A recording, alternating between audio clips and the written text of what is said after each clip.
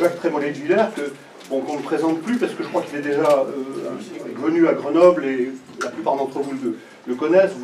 Vous avez notamment lu les principaux ouvrages qu'il a en poésie, en histoire, en politique. Enfin, il a écrit différents ouvrages que nous avons tous appréciés. Voilà, donc ce soir, vous avez vu que le thème c'était le procès de Rouen et Jeanne d'Arc, et ça va nous sortir d'une actualité qui n'est pas forcément réjouissante, et au contraire on va prendre de la hauteur et on va prendre un peu un bain d'oxygène avec un sujet comme celui-là. Merci en tout cas d'être venu de Paris, et voilà, je garde simplement la parole pour vous dire que cette semaine on me demande d'annoncer une conférence de Marion Sigaud, historienne, sur les droits sexuels selon l'ONU ou la fin programmée de l'enfance, qui auront lieu donc samedi 8 octobre à 20h30 au prieuré Saint-Pierre-Julien-Thémard, donc 22 chemin du Brachet à Mélan. Voilà, donc ceux que ça intéresse, notez-le. Et puis, dans les sujets qui vont être traités au Cercle Les Liguères en novembre, je vous ai affiché le prochain sujet. Donc c'est Jean-Christophe Lévesque qui va parler du Brexit et qui va parler de l'euro. Jean-Christophe Lévesque que vous connaissez tous aussi, qui est souvent intervenu au Cercle Les Liguères. Voilà, et je pense que nous aurons en décembre Frédéric Rouvillois qui nous parlera à partir de son ouvrage « Être ou ne pas être républicain », voilà, qui donc parlera un peu de droit constitutionnel et de politique. Voilà. Est-ce que je n'oublie rien, Vincent? Non. Voilà. Merci, maître. Merci à vous, monsieur, et à vous tous d'être là et de me donner l'occasion de parler du procès de Rouen, de ce livre qui, je le dis tout de suite, d'ailleurs comme vous le voyez sur la couverture, n'est pas mon livre, mais le livre de Jeanne d'Arc. Et ça me met plus à l'aise parce que parler de son livre, c'est toujours un petit peu gênant. Mais le livre de Jeanne d'Arc, ça ne me gêne pas du tout, au contraire. Et plus j'en parle, et plus j'ai l'occasion d'en parler, et plus je pense qu'il y a à l'intérieur de cet ouvrage tellement de choses qu'on n'en finirait pas. Alors je vais demander à l'organisateur de la séance de bien vouloir m'arrêter à un moment, parce que d'abord les avocats sont bavards, et ensuite, à partir du moment où on parle de ce sujet, ça peut durer des heures. Mais enfin, je vais quand même essayer de rassembler mon propos, de le résumer, et de vous dire, c'est vrai, vous avez dit que ça allait nous sortir de l'actualité qui est pour le moins pénible, mais ça ne va pas nous en sortir complètement, parce qu'en fait, je vais aussi essayer de vous montrer, je suis sûr que vous en êtes persuadé d'ailleurs, de façon très rapide, que c'est très actuel.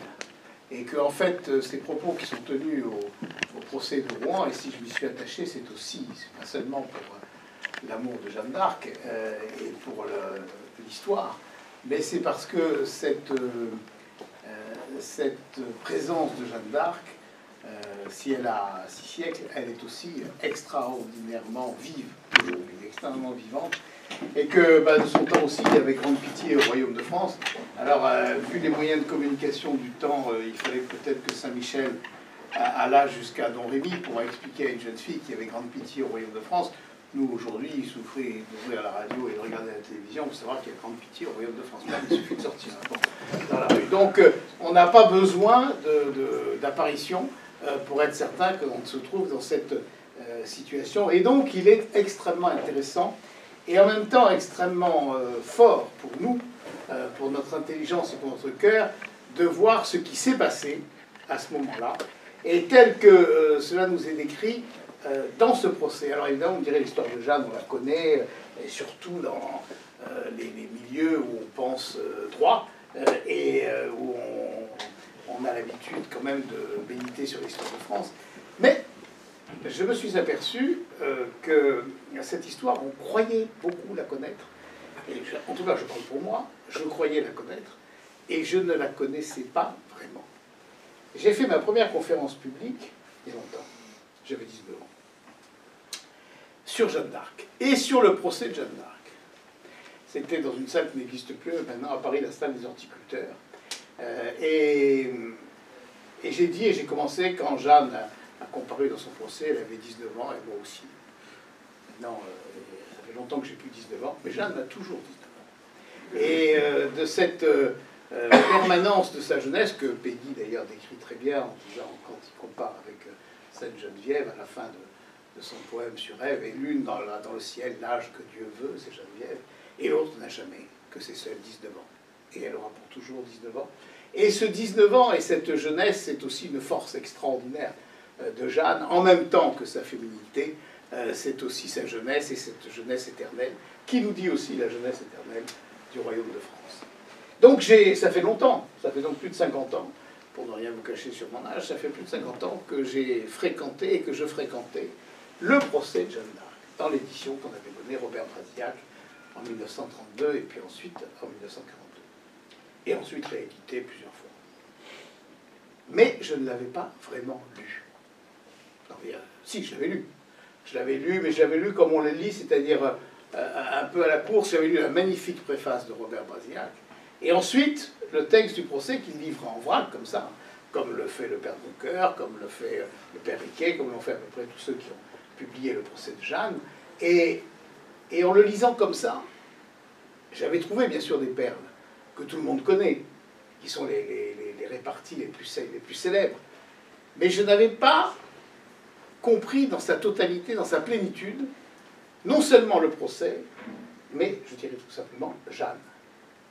Et il y a 2 ans environ, après une conférence que j'avais faite à Lourdes, qui n'était pas sur Jeanne d'Arc, mais j'avais terminé sur Jeanne d'Arc, et après la discussion que nous avions eue avec quelques-uns, en rentrant chez moi, je me suis dit, mais au fond, j'ai pris ce procès qui était toujours sur ma table.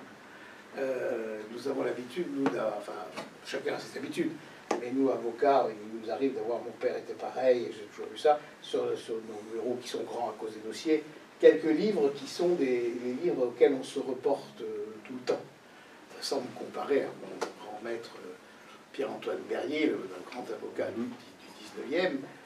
Berrier avait toujours sur sa table quelques livres, L'imitation de Jésus-Christ, Bossuet, etc.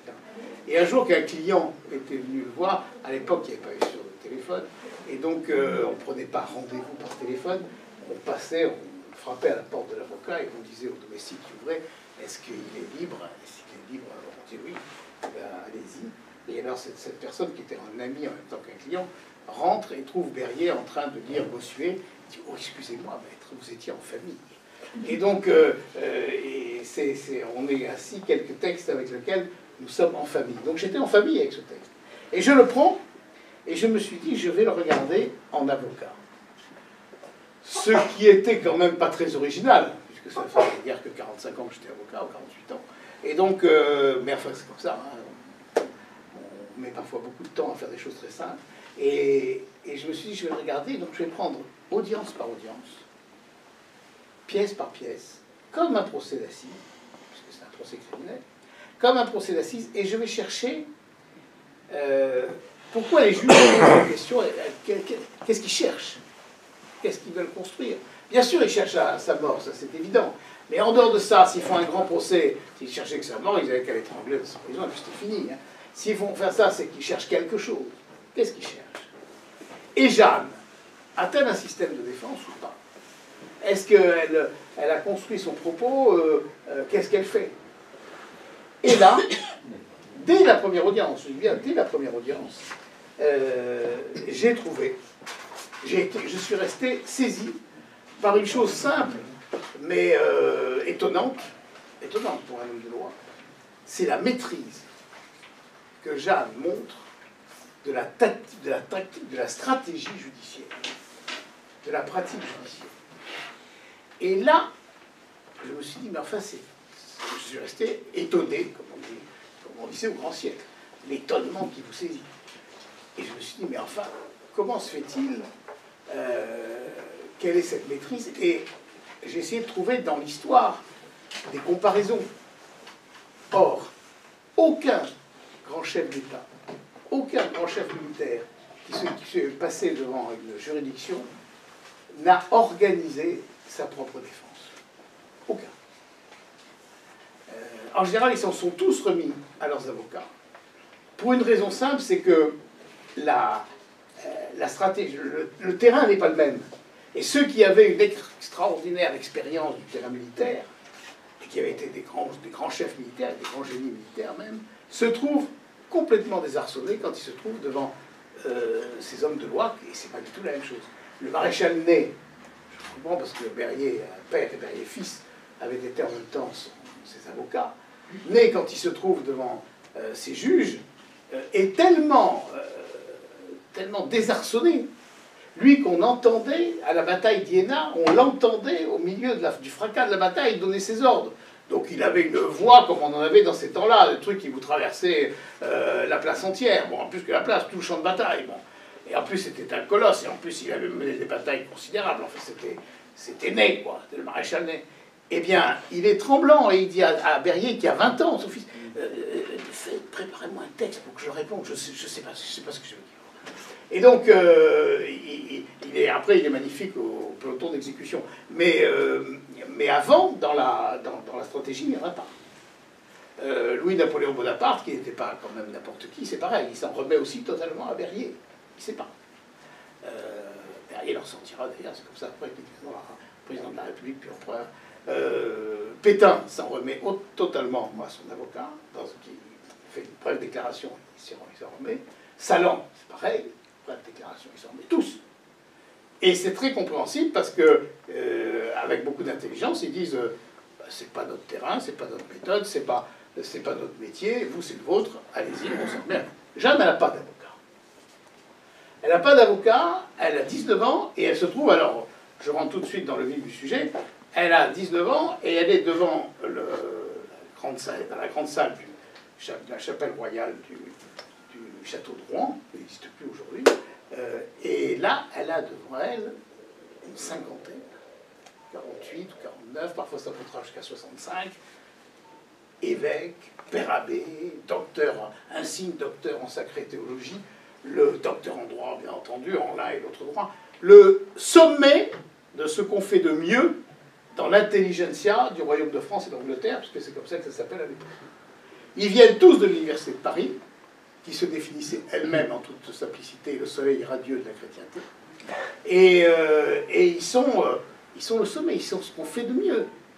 Et juste une petite note pour vous rappeler, en cette période-là, à ce moment-là, il y avait 2 papes. Aujourd'hui aussi on a 2 papes, mais on a 2 papes, un émérite et en fonction. Là il y avait 2. Et comme il y avait 2 papes, on avait interrogé l'université de Paris, qui était le sommet, pour lui soumettre la question et pour savoir quel était le vrai pape. Et après consultation de l'université de Paris, on s'est retrouvé avec 3 papes. Donc, ce qui fait que des Italiens, très vexés d'avoir été dépossédés de leur autorité par l'université de Paris, disaient avec l'accent italien, bah, je crois que l'université de Paris a une caisse d'où elles sont les papes comme elle. Et donc, c'est vous dire, l'autorité de l'université de Paris, elle faisait les papes. Et non seulement elle faisait les papes, mais elle avait fait les rois. Puisque c'est elle, et notamment Cochon, Pierre Cochon, évêque, qui fut avant recteur de l'université de Paris, et qui a rédigé quasiment le traité de Troyes, le honteux traité de Troyes, 1420, par lequel Charles VI, fou, et Isabeau de Bavière, débauché, sa femme, cède le royaume de France au roi d'Angleterre et déshérite Charles VII comme parricide. N'importe qui, n'importe quel homme de loi, et n'importe quel homme tout à fait sensé, ou à peine sensé, dirait un contrat signé par un fou, assisté d'une débauchée, déshéritant son fils comme parricide alors que le fils n'avait rien fait, il est nul. Ça éclate à l'évidence. Eh bien, l'université de Paris est beaucoup plus intelligente que les gens sensés, comme nos élites aujourd'hui. L'université de Paris dit, mais c'est génial, c'est génial. On fait la paix, on fait le nouvel ordre mondial, on fait l'Union européenne. Il n'y a plus que le royaume de France et d'Angleterre, et à partir de là, on arrête cette guerre interminable, et elle rédige un serment que tout bon Français, noble, chef de corporation, responsable de village, etc., enfin toute personne ayant un petit peu d'autorité, ça veut dire beaucoup de monde, doit prêter serment de servir le roi de France et d'Angleterre et de lutter par tous les moyens contre le prétendu Charles VII. Voilà, c'est ce qu'ils ont fait en 1420. Et après 1420, les choses se déroulent selon la volonté de l'Université de Paris et du roi d'Angleterre, qui bat la France de tous les côtés. Enfin bref, le royaume, ce qui reste de Charles VII, à la fin, vous le savez très bien, quand Jeanne intervient, c'est qu'il n'y a plus qu'Orléans. Et il y a tellement plus qu'Orléans que les ambassadeurs de Venise, qui sont en général les meilleurs observateurs du temps, écrivent à la Sérénissime République, si Orléans tombe, le roi de France n'aura plus qu'à aller chercher son pain à l'hôpital. Et celle qui recevra à Bourges la Jeanne, quand la première fois qu'elle y arrivera, et la femme de l'intendant du grand trésorier du roi du temps, dit « Il restait au roi et à mon mari 3 écus ». Voilà où on en est. Et la situation est tellement désespérée que Charles VII, qui n'est pas encore Charles VII, le dauphin Charles, il est normalement Charles VII, puisque Charles VI n'est pas. Donc, mais enfin, il n'est pas reconnu à l'époque, effrayé, et plus qu'effrayé, démoli par toutes les défaites que ces armées subissent depuis, sans arrêt, un jour, plutôt une nuit, dans le château de Loches où il était, se lève, va à la chapelle, tombe à genoux et dit « Seigneur, si je ne suis pas le fils de mon père, si toutes ces défaites s'expliquent parce que je ne suis pas le fils de mon père, ce qui, vu l'inconduite de sa mère, n'était pas du tout impossible. Alors, envoyez-moi un signe pour que j'arrête cette guerre et qu'on arrête de faire souffrir les peuples pour rien. Je me retirerai en Aragon, chez ma belle-mère, ou en Écosse, chez mes amis, et puis qu'on arrête tout. Mais envoyez-moi ce signe. » Et quand Jeanne arrivera à Chinon, elle, dans la grande salle, dans cette scène célèbre, où il y avait plus de 300 chevaliers, et où le roi avait installé à la place royale un chevalier, et lui s'était mis dans la foule, et que donc Jeanne, fend dans la foule, va vers lui, lui met un genou en terre, et il dit « Mais je ne suis pas le roi ». Il dit « Si, vous êtes le dauphin ».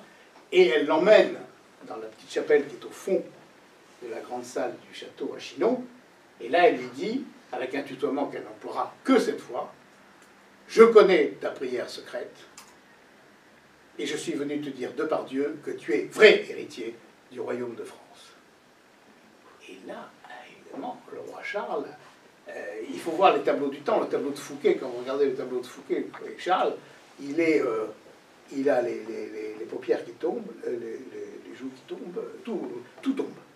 Et il a les genoux, enfin on ne le voit pas sur le tableau, parce qu'il est juste là, et toutes les chroniques du temps le disent, il a les genoux cagneux, là, qui s'entrechoquent.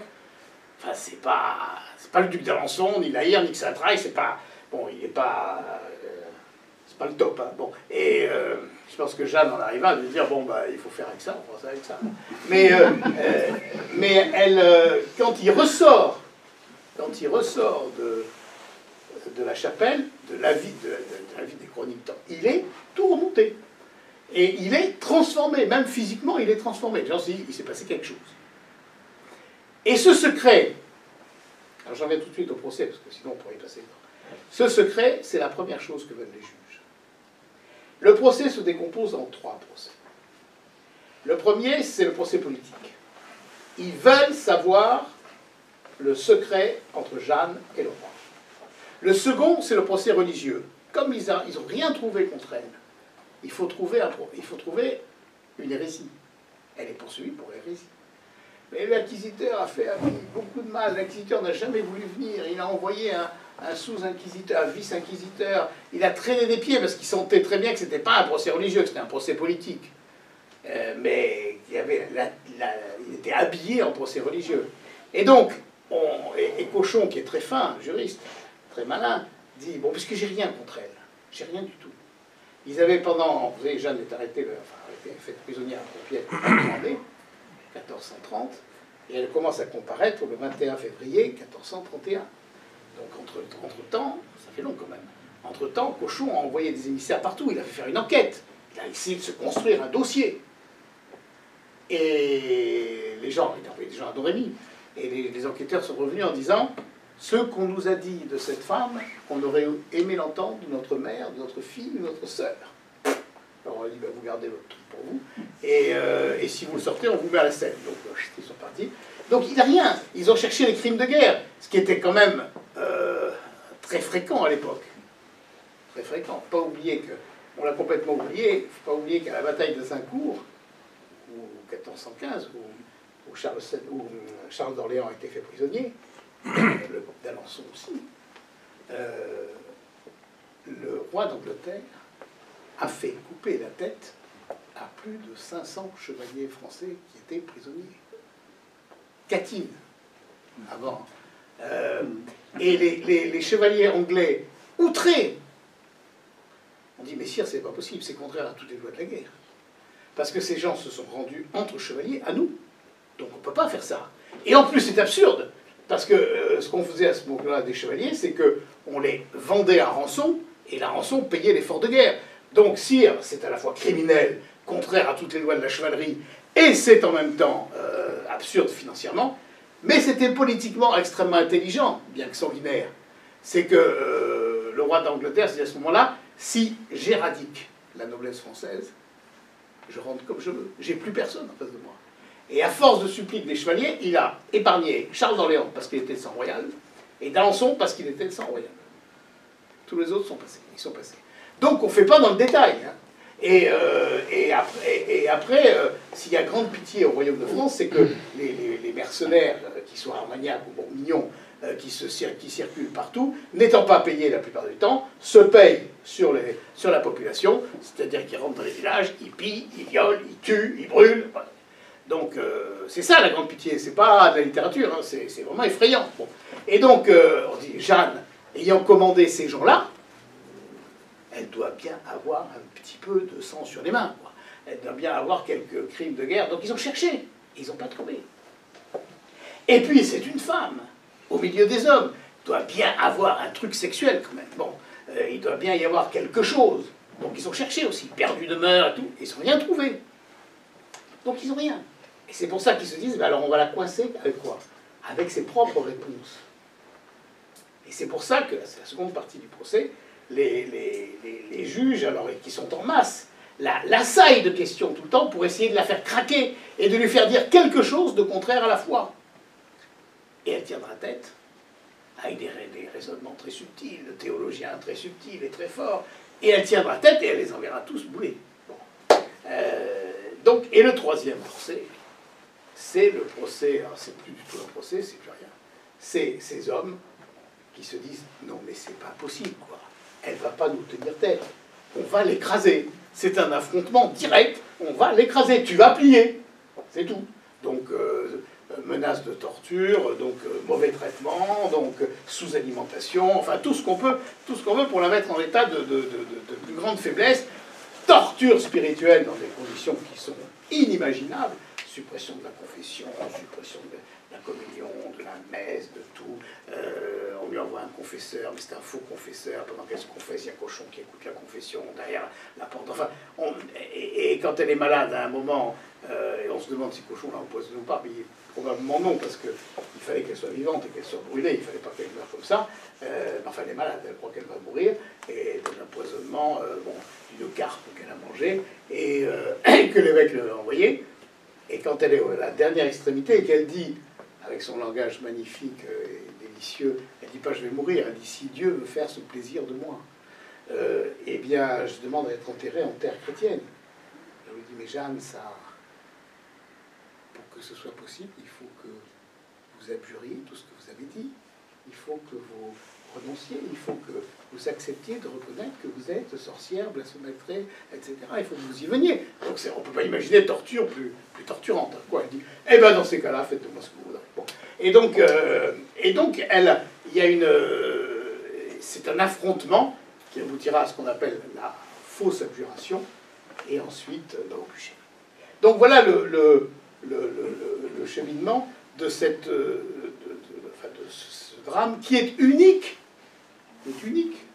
dans l'histoire judiciaire, qui est unique dans l'histoire politique, et qui en même temps ouvre ouvre ce qu'on a connu après, qui n'a pas la même ampleur que Jeanne, mais qui est quand même le procès politique. C'est pour ça qu'il est extrêmement moderne, parce que c'est le premier procès en idéologie, c'est le premier procès véritablement politique, qu'ensuite les procès soviétiques, les procès de l'épuration, les procès politiques qu'on a connus, les procès de la Révolution, le procès de Louis XVI, le procès de Marie-Antoinette, etc., seront je dirais des pâles reproductions de celui-là, parce que d'abord celui-là il dure longtemps, 21 février, 30 mai.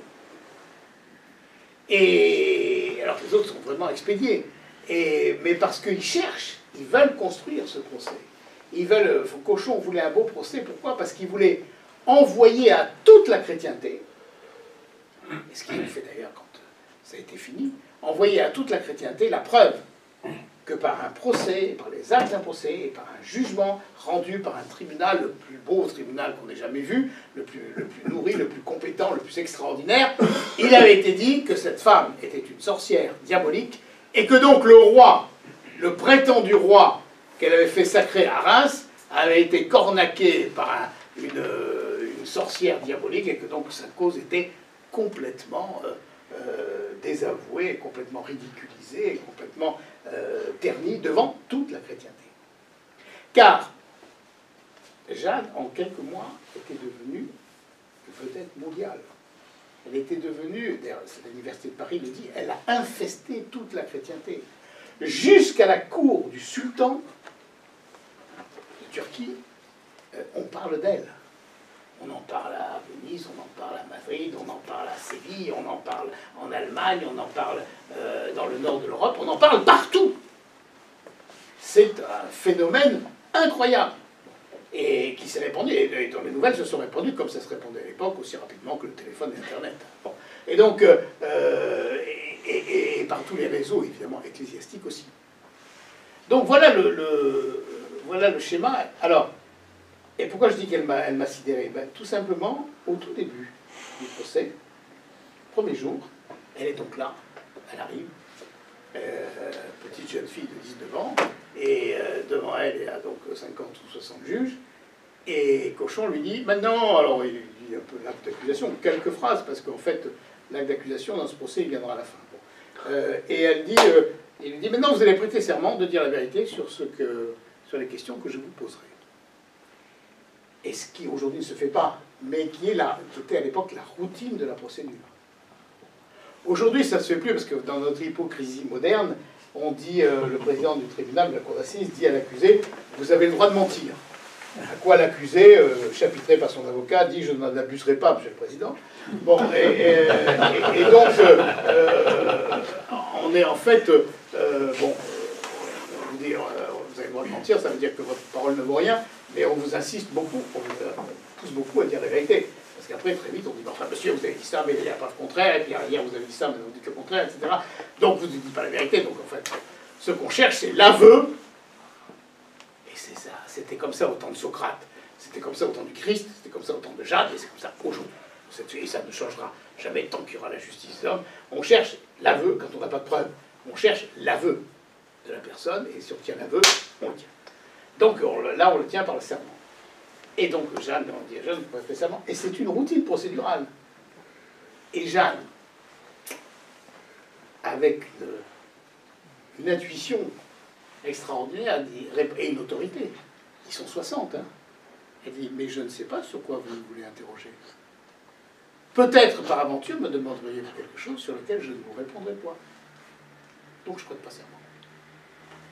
Alors, Cochon, c'est la première fois que ça lui arrive. Alors, il dit, quand même, même un prince, s'il est interrogé en matière de foi, doit répondre par serment. Il dit, en matière de foi, volontiers, je répondrai. En évacuant le politique.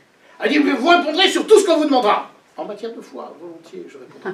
De mon père, de ma mère, des choses que j'ai faites, venu en France, volontiers, je répondrai. Mais de ce que j'ai dit, et de ce que j'ai fait avec mon roi, vous n'en saurez jamais rien. Dussiez-vous m'écarteler à 4 chevaux. Terminé. Hein. Bon. Et donc, elle a tout de suite, elle a dit, mais j'ai pigé ce que vous voulez. Vous voulez le secret entre le roi et moi? Ben, vous l'aurez pas. C'est un homme de guerre, Jeanne, aussi. C'est un homme de guerre.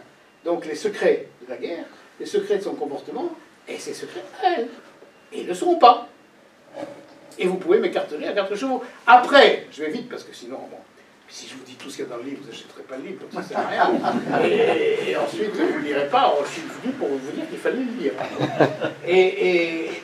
Et du coup, après, ils sont tellement, tellement exaspérés qu'ils la soumettent. On va la soumettre à la torture. Alors, elle était déjà soumise à ce qu'on appelait à l'Inquisition la torture moyenne. La torture moyenne, d'abord, c'est l'emprisonnement. L'emprisonnement préventif était considéré par l'Inquisition comme une torture moyenne. Moi, je répète sans arrêt maintenant à certains juges d'instruction qui viennent de temps en temps introduire les gens en prison. Je leur dis, vous savez, sous l'Inquisition, sous l'Inquisition, c'était considéré comme une torture. Mais une torture moyenne. Il y a la sous-alimentation, il y a le traitement en prison. Elle était prisonnière. Jeanne, il y a un terroriste là qui se plaint parce qu'il n'est jamais seul. Il y a des caméras de télévision qui le regardent. Jeanne, et le Conseil d'État se pose la question de savoir si c'est vraiment humain de regarder un terroriste dans sa prison tous les jours. Jeanne, dans sa prison, elle est gardée par 5 hommes. 3 dehors et 2 dedans, dans la cellule. Donc elle n'est jamais seule. Pour une femme, elle n'est jamais seule. Et elle est attachée des fers aux pieds, avec des chaînes, des boulets, les mains. Et quand elle dort sur le lit, elle est attachée aux pieds, aux mains, et une barre transversale là, avec 2 poids de chaque côté. Et quand elle veut se lever, comme elle dit, pour nécessité de corps, il faut qu'elle appelle les gardiens, qui soulèvent tout, etc., et qui la voient partir en ricanant vers les latrines. Donc, voilà, c'est ça, concrètement, la torture moyenne. Mais là, on va lui proposer, enfin, on va lui montrer la torture, on va la menacer de la torture exceptionnelle. Alors, la torture exceptionnelle, c'est ce que nous appelons la torture, c'est-à-dire les pinces, les tenailles, la baignoire dans laquelle on la trempe, etc. Et donc, on l'amène au sommet de la tour, là où il y a la salle de torture, et là, on voit des grands costauds qui ont... Là, il y a le soleil qui passe, enfin, je l'imagine peut-être, bon, et qui fait reluire tous les instruments de torture. Et Jeanne éclate de rire. Et elle dit, mais vous pouvez m'écarteler à 4 chevaux, vous pouvez me découper en morceaux, je ne vous dirai rien. Et alors ça c'est une phrase extraordinaire, et si d'aventure je vous disais quelque chose, aussitôt après je dirais que ça ne vaut rien, puisque je l'ai dit sous la torture. Ce qui est l'argument définitif contre la torture en matière judiciaire. Je dis que Amnesty International devrait élever une statue partout, dans tous les endroits, et l'association qui lutte contre la torture, l'abolition de la torture, devrait élever une statue parfois à Jeanne en disant « Jeanne, en une phrase, a dit plus que 100 000 traités, et si d'aventure je disais quelque chose, aussitôt je vous dirai après que ça ne vaut rien, puisque je l'ai dit sous la torture. » Bon. Donc ils hésitent, ils délibèrent, et en définitive, ils décident qu'ils ne la torturent pas. Ce qui prouve que quand même, parfois on peut éviter aussi. Mais ce qu'ils n'ont pas compris, et qu'on comprend quand on voit le passé de Jeanne, c'est que Jeanne, c'est un homme de guerre. Et que les types qu'on lui montre là, avec leurs gros muscles et leurs outils, mais c'est ses compagnons. Elle a eu ça comme soldat. Donc ça ne l'impressionne pas du tout. Au contraire, ça l'a armée plutôt dans le bain, quoi. Enfin, il faut voir, elle a quand même livré bataille. Elle a livré bataille à Orléans, elle a livré bataille à Meung, à Patay, à Jargeau, à Beaugency, à Compiègne, à la Charité-sur-Loire, à je ne sais plus où encore, à Paris. Enfin bon, c'est un homme de guerre. Bon. Elle était, disent ses contemporains, fort ignorante en tout, sauf dans l'art de la guerre. Et donc non seulement ça ne l'impressionne pas, mais voilà. Bon, eux, ça les impressionne peut-être, parce qu'eux, c'est des hommes de loi. Fragiles. Mais elle, c'est une cavalière. Hein. Bon, donc, elle rigole. Bon, enfin bref, donc ils sont tellement impressionnés par le fait qu'elle n'est pas impressionnée qu'ils décident en définitive de ne pas la torturer. Donc, elle a gardé son secret. Et on vous avez dit, mais elle aurait pu le dire. Pourquoi? Parce que le roi après le dira. On le saura, puisqu'on le sait maintenant. Mais elle est très fine, parce qu'elle a tout compris. Elle dit, mais en fait, ces gens-là, ils sont là pourquoi? Pour déconsidérer le roi. Sinon, ils m'auraient tué. Bon. Et si je dis que le roi a douté de lui-même, a douté de sa légitimité, et que je l'ai rassuré sur cette légitimité, ben, on ne dira jamais que je l'ai rassuré sur la légitimité. On dira, Jeanne a avoué que le roi avait douté de sa légitimité.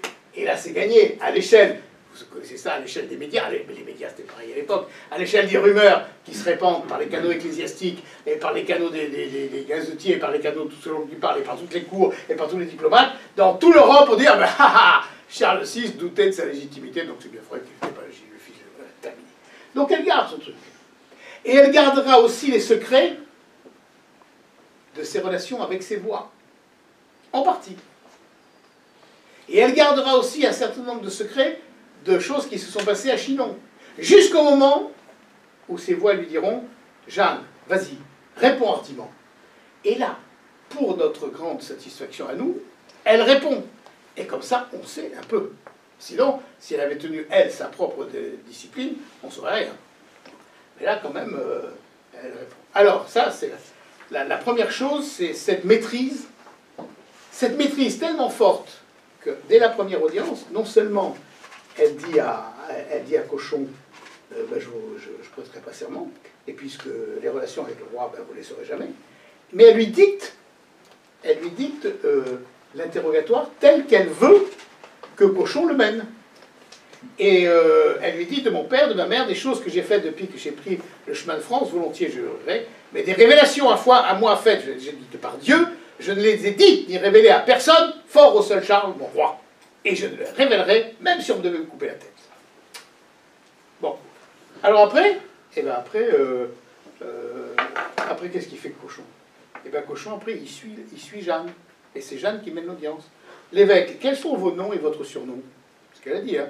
De mon père, de ma mère, des choses. Alors elle dit, en mon pays, on m'appelait Jeannette, et après que je suis venu en France, on m'appelait Jeanne. Bon. Du surnom, je ne sais rien. Quel est votre lieu d'origine? Je suis né au village de Domrémy, qui fait un village de Brest, au lieu du... Quels étaient les noms de vos pères et mères? Mon père s'appelait Jacques d'Arc, ma mère Isabeau. C'est l'interrogatoire d'identité que vous trouvez dans tout procès. Où fûtes-vous baptisé en l'église de Domrémy, etc. Quel âge avez-vous? Alors après, vous avez des choses magnifiques qui viennent. Alors ça, c'est la seconde. Bon, je vous ai déjà dit la première impression, si on peut dire, c'est cette maîtrise de la stratégie judiciaire. Deuxième chose que vous trouverez à l'intérieur de ce dossier, plus important, de ce dossier, oui, de ce livre qui est un dossier, mais plus important parce que vous n'êtes pas forcément tous des juristes, et puis ça vous intéresse peut-être moins, encore que tout le monde s'intéresse au procès, surtout au procès criminel, mais c'est l'extraordinaire qualité de la langue de Jeanne. Jean Cocteau disait « Jeanne est le plus grand écrivain français ». Jules Laforgue disait « Elle parle un français de Christ ». Et en commençant sa préface d'une édition du procès, Robert Brasiac a cette formule que je connais par cœur: le plus pur et le plus émouvant chef-d'œuvre de la langue française n'a pas été écrit par un homme de lettres. Il est né de la collaboration abominable et douloureuse d'une jeune fille visitée par les anges et de quelques curés muets pour l'occasion en tortionnaires. Eh bien, cette phrase qui est à la hauteur d'ailleurs de la langue de Jeanne, et eh bien, on la trouve à l'intérieur à chaque mois, et je vais vous en donner un exemple dans 5 minutes. Mais on vous trouve, alors là, vous trouvez aussi des choses qui vont très très loin, très profond, je dirais aussi juste après, mais tout est mélangé, tout est en même temps. Dans quoi? Dans la foi, dans la mystique. Vous y trouverez une leçon de langue française, une leçon de politique française et une leçon de mystique. J'oserais dire française, en même temps évidemment que catholique. Qui vous a appris votre croyance? J'ai appris de ma mère. Pater Noster, Ave Maria, Credo.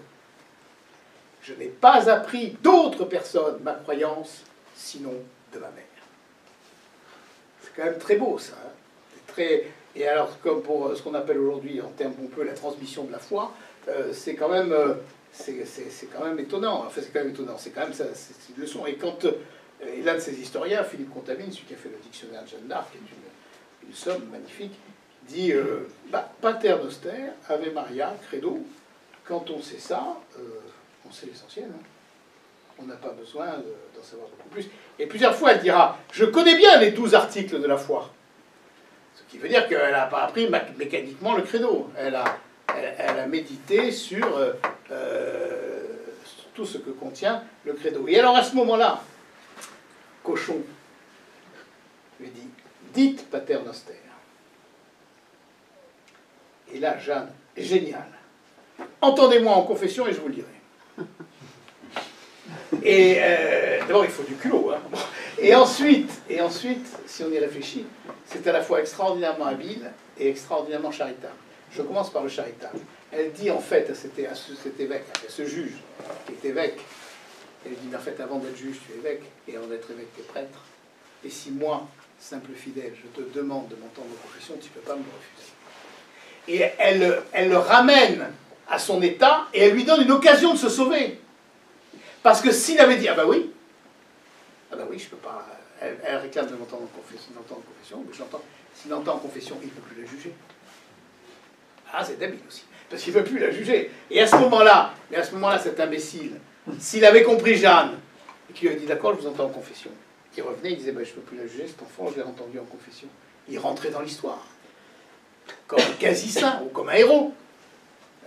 Alors qu'il reste pour ce qu'il est, quoi, pour l'éternité. Et donc, un cochon, quoi, finalement. Il a loupé ce qu'elle lui a tendu comme perche. Entendez-moi en confession, et je vous le... Alors lui, bon, il a compris, parce qu'il est pervers, mais il est malin, bien sûr, comme vous le pervers. Volontiers, nous vous baillerons un ou deux notables hommes de cette compagnie, devant lesquels vous direz Pater Noster. Je ne le dirai pas s'ils ne m'entendent en confession. Et elle n'a pas voulu le dire. Elle n'a pas dit. Bon. Parce que aussi, le pater, on fait dire le pater, parce que le pater, c'est... Les sorcières n'arrivent pas à sortir tout le pater en entier. Alors, mais elle ne rentre pas dans le jeu. Pater Noster, moi je vous le dis, je veux dire confession, je ne vous le dis pas pour prouver que je le sais. Alors ensuite, on a fini l'interrogatoire d'identité. On a ce qu'on a dans tous les tribunaux, aujourd'hui encore, hein, ce qu'on appelle le maintien en détention. Cela entendu, nous, évêques, interdisons à Jeanne de sortir des prisons à elle assignée, dans le château de Rouen, sans notre congé, sous peine d'être convaincue du crime d'hérésie.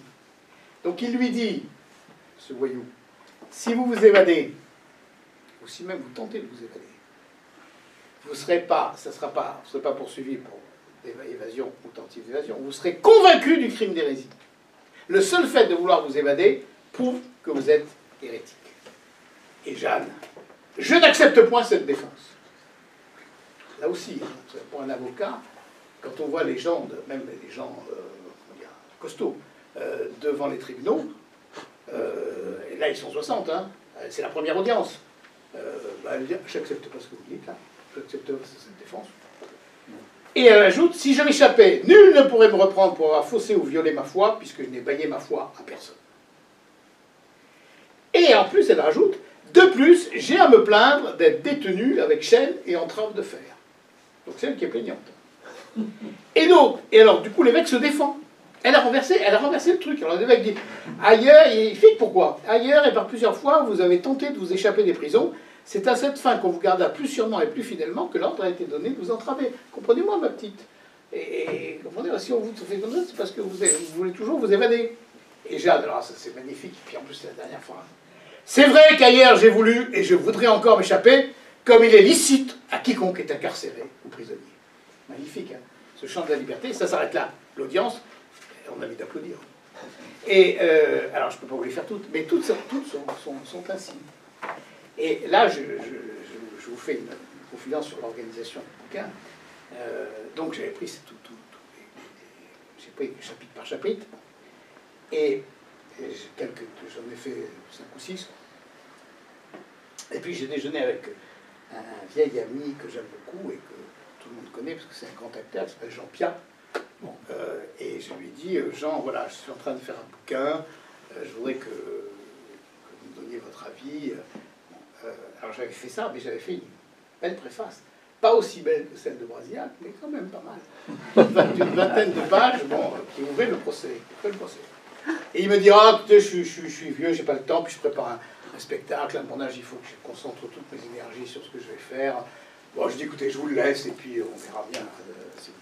Bon, c'était un déjeuner, à 4h de l'après-midi, il m'appelle, et il me dit, j'ai lu votre truc, là, vous tenez un truc fantastique. Fantastique. Mais alors, je vous en supplie, virez-moi votre préface. Oh, j'ai quand même... je l'ai transpiré, ma préface. Hein, elle dit, non, mais votre préface, non seulement on s'en fout, mais elle gêne, vous comprenez. Elle bloque la perspective. C'est pas ça qu'on veut. Ce qu'on veut, c'est ce que vous faites après. Vous nous emmenez à l'audience, vous nous prenez par la main, et vous nous montrez Jeanne en train de se battre, et ça, c'est passionnant. Et alors, vous comprenez, ce qui est intéressant, c'est Jeanne, c'est pas vous. Et bien, vous, ce qu'on veut, c'est que vous nous expliquiez, vous vous mettez derrière, vous nous expliquez, et comme ça, on comprend et on suit. Et ça, c'est fantastique, parce que je vous le dis en homme de théâtre, cette fille, elle est extraordinaire, et en même temps, chaque audience, c'est une scène de théâtre. Ça, je vous le dis en homme de théâtre. Mais tout le reste, le baratin, on s'en fout. On s'en fout. Bon. Et puis, alors, il ajoute cette phrase extraordinaire. Mettez-vous en retrait, soyez humble. Pour une fois, un avocat sera humble. Je dis, venant d'un acteur, le compliment ne manque pas de sel. Bon, enfin. Après ces échanges de gentillesse, je me suis rendu complètement à son conseil. Et j'ai viré ma préface que donc vous n'aurez pas. Bon. Mais en revanche, vous aurez pris par la main, audience par audience, et vous allez découvrir les beautés. Alors, je vous ai dit beauté littéraire, je vais vous en donner juste un petit exemple, et après, je vous donne un petit exemple de beauté mystique, et après, ce sera fini. Bon. Alors, la deuxième audience, jeudi 22 février 1431. Ils sont 48 juges. Et il y a Jean Beaupère qui est chargé, par Racine, professeur de sacrée théologie, qui est chargé d'interroger Jeanne. Et il l'interroge principalement sur ses voix. Et quand avez-vous commencé à ouïr ce que vous nommez vos voix? Alors déjà, il faut voir que avec Beaupère, ça ne s'est pas très bien passé, parce que Beaupère c'est un type qui a une cinquantaine d'années, qui est le ténor de la théologie à l'époque, enfin le type qui cumulait les bénéfices, les titres, les décorations, enfin, bon, il sait ce que c'est. Alors il lui remet, je vous exhorte à dire la vérité sur ce que vous demandez, et Jeanne reprend, vous pourriez me demander telle chose et tout. Et alors, et puis il la regarde avec beaucoup de supériorité, et il lui dit, quel était votre âge quand vous avez quitté la maison de votre père? Et Jeanne, moi j'ai mis haussant les épaules parce qu'on voit bien qu'elle était haussée les épaules. De mon âge, je ne saurais déposer. Aucun intérêt. Ça veut dire ta question n'a aucun intérêt. Et là c'est pas mal, il y a une question qui est intéressante pour l'histoire. Dans votre jeunesse, avez-vous appris quelques métiers? Ce qui prouve que, contrairement à ce qu'on dit souvent, à cette période-là, les femmes apprenaient, et les jeunes filles apprenaient quelques métiers, puisqu'on pose la question. Et Jeanne répond oui. Et alors c'est une réponse qui est restée fameuse. À coudre panneaux de lin et à filer, et je ne crains femme de Rouen pour filer et coudre. Bon. Et ça c'est tout Jeanne aussi, parce que moi si j'avais été son avocat, j'aurais dit Jeanne, oui, à coudre panneaux de lin et à filer c'est bien, mais je ne crains femme de Rouen pour filer et coudre, c'était peut-être pas nécessaire. Mais si elle n'avait pas été comme ça, elle n'aurait pas été Jeanne d'Arc. Et donc, et alors après, il arrive et c'est pas mal aussi. Il lui dit, confessez-vous vos péchés chaque année? Oui, et à mon propre curé. Et après, il dit, et est-ce que vous receviez le sacrement de l'Eucharistie à Pâques? Oui. Est-ce que vous le receviez à d'autres fêtes que Pâques? Passez outre. Elle répond, passez outre. C'est, vous m'interrogez sur la discipline de l'Église, je vous réponds sur la discipline de l'Église. Confession une fois par an, communion une fois par an. Le reste, c'est les rapports entre Dieu et moi, ça ne vous regarde pas. Et alors, donc, Beaupère commence à en avoir marre, si on peut dire. Quand avez-vous commencé à ouïr ce que vous nommez vos voix? Alors là, voilà ce passage-là, qui n'est pas long, mais qui est une merveille. Quand j'eus l'âge de 13 ans, j'eus une voix de Dieu pour m'aider à me gouverner. Si vous écoutez bien ça, vous pouvez y passer la nuit. J'eus une voix de Dieu pour m'aider à me gouverner. C'est pas à l'Akbar, hein. C'est Dieu qui vient humblement, aider cette jeune fille de 13 ans à se gouverner. Il ne vient pas lui voler son gouvernement. Il ne vient pas la transformer en objet mécanique. Et ce qu'on a très souvent dit, oui, alors Jeanne, c'est une petite bergère complètement analphabète, etc., quasiment idiote, quoi. Bon. Et puis alors, Dieu vient, Saint-Michel vient, et paf, il en fait un chef d'armée, mais enfin, en lui disant, tu vas là, puis maintenant tu vas là. C'est pas ça du tout. Pour m'aider à me gouverner. Et elle gardera le gouvernement d'elle-même jusqu'au bout. Et vis-à-vis de ses voix, en écoutant ses voix, en discutant avec ses voix, et parfois en allant contre ses voix. À un moment, elle est prisonnière à la tour de Beauvoir, et alors elle était prisonnière à la tour de Beauvoir, elle était prisonnière en bas. Elle était assez bien traitée à l'époque, son frère pouvait venir la voir, son écuyer, etc. Bon. Tellement bien traitée qu'un jour, son geôlier vient la voir, elle enferme le geôlier dans sa chambre, et elle se tire. Mais malheureusement, arrivée à la porte en bas, tac, elle tombe sur les gardes, qui la reconnaissent, qui la prennent, et là on va dire, bon, maintenant, on la met au grand haut, la tour, 30 mètres, tout en haut. Bouclé, bouclé, bouclé, chez bouclé. Et elle apprend que les Anglais ont décidé de reprendre Compiègne, qui était sous domination anglaise, qui avait été libéré par Jeanne, qui s'était donné au roi de France, et les Anglais, une fois qu'ils ont fait Jeanne prisonnière, décident de remettre le siège sur Compiègne, et on dit, pour punir les gens de Compiègne de leur trahison, nous passerons tous les hommes de Compiègne au fil de l'épée jusqu'à l'âge de 7 ans. Aujourd'hui, on dirait crime contre l'humanité, enfin c'était classique. Hein. Bon. Donc, extermine tous les hommes de Compiègne jusqu'à l'âge de 7 ans. Et Jeanne, qui le sait, parce que son écuyer lui a dit, son frère lui a dit, etc., dit, mais c'est pas possible. C'est pas possible, on ne peut pas laisser comme ça les bonnes gens de Compiègne. Et elle dit à ses voix, bon, je ne peux pas rester là. Il faut que j'aille porter secours aux bonnes gens de Compiègne. Et ses voix lui disent, mais Jeanne, Dieu portera secours aux gens de Compiègne. Et Jeanne répond, si Dieu porte secours aux gens de Compiègne, alors je veux y être. Et c'est très fort en théologie, parce que Jeanne le sait parce que, elle le sait parce qu'elle en a eu l'expérience, que Dieu n'agit jamais que par cause seconde. Que Dieu n'agit jamais que par médiation. Qu'il faut toujours qu'il y ait quelqu'un, une personne, un homme, une femme, qui reçoivent le message divin et qui le mettent en œuvre. Dieu n'a pas envoyé son Fils Jésus-Christ comme ça. Il a envoyé un ange demander à Marie si elle acceptait d'être la mère de Jésus. Et j'imagine que la cour céleste a dû être véritablement en super attention, là, en suspense immense, en disant qu'est-ce qu'elle va dire, la petite. Elle va dire oui, elle va dire non. Si Marie avait dit un peu compliqué votre truc, je ne le sens pas, le salut du monde passait pas. Hein. Bon. Et donc il a fallu que Marie dise voici la servante du Seigneur. Bon. Et Jeanne, elle est un peu comme Marie, elle est à l'image de Marie. C'est pas le salut du monde, c'est le salut du royaume de France. Mais c'est pareil. Dieu envoie Saint-Michel et Sainte-Marguerite pour lui dire il y a grande pitié au royaume de France. Et si Jeanne dit ouais, bon, ben, tant pis, que ce soit grande pitié au royaume de France, est-ce que j'y peux, moi? D'ailleurs, elle leur dira pendant 3 ans, elle leur dira, hein, pendant 3 ans et demi, de 13 ans à 16 ans et demi. Elle dira mais moi, je peux pas. Moi, je suis une petite jeune fille, moi, je suis pas un homme de guerre, je ne sais pas faire ça, je peux pas. Et les voix l'éduqueront, la conduiront, etc. Elle dira, je ne sais plus, je pars. Bon. Mais là, donc elle sait, elle dit, je veux y être. Et les voix lui disent, Jeanne, tu ne sautes pas. Tu ne sautes pas. Elle le dit à son procès. Les voix lui avaient dit, Jeanne, tu ne sautes pas. Elle dit, ben, je saute. Bon. Et donc contre les voix, elle saute, et en sautant, c'est merveilleux, elle crie Jésus, Marie, sauvez-moi. Bon. Et en même temps, et donc c'est le seul miracle dont elle est bénéficiée, parce qu'en fait elle est tombée de 30 mètres, et elle est restée 2 jours sans pouvoir manger ni boire, mais elle ne s'est rien cassé. Elle ne s'est pas évadée. Elle ne s'est rien cassé. Comme un petit miracle au moins. Bon. Et en fait, les saintes n'avaient pas menti, parce que Dieu a porté secours aux bonnes gens de Compiègne.